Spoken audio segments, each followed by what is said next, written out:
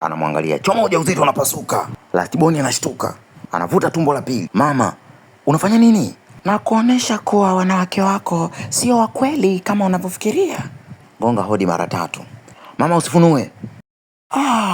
Hiki ni nini?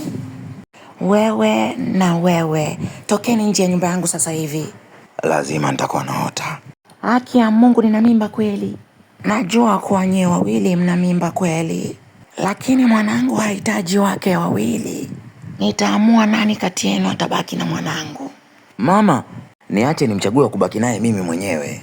Mwanangu kipenzi, mimi kama mama najua kilicho bora kwa mwanangu. Nataka mshindane kunipikia chakula cha usiku. Haraka haraka. Anza kuelekea jikoni. Amini kwamba nitachaguliwa mimi. Hawezi toboa. Supu yangu tamu hatari. Hongera sana Bagwitu. Onja supu. Ngoja niongeze kipome Bagwitu. Onja supu ya upande wa pili kwa kono lake la kulia. Anagundua ni tamu kuliko yake. Wakati dada anatafuta kipome, sufuria ya kushoto anaipeleka kulia, ya kulia anairudisha kushoto. Chakula kiko tayari? Ndio. Onja supu ya mdada mpole.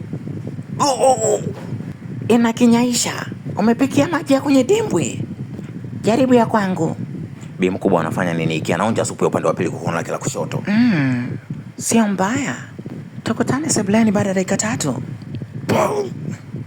Mbona hii sio supu yangu?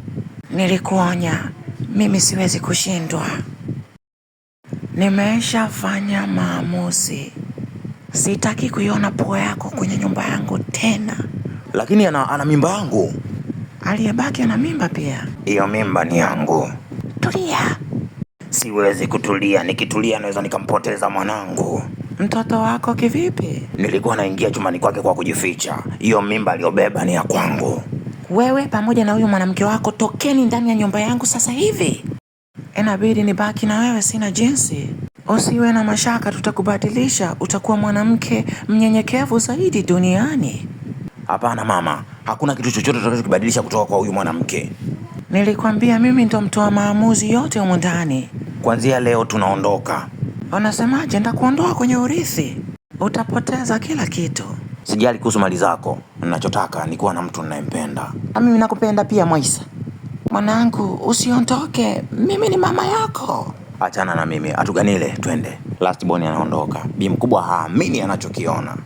Naomba like, subscribe, comment, share. Usipotaka usishare, usicomment, usilike, usubscribe. Simu ni ya kwako, bando la kwako, sikupangicha kufanya. Asante kwa kuitazama Fredflix hadi hapa. Kumbuka kuna Fredflix TZ bila wewe.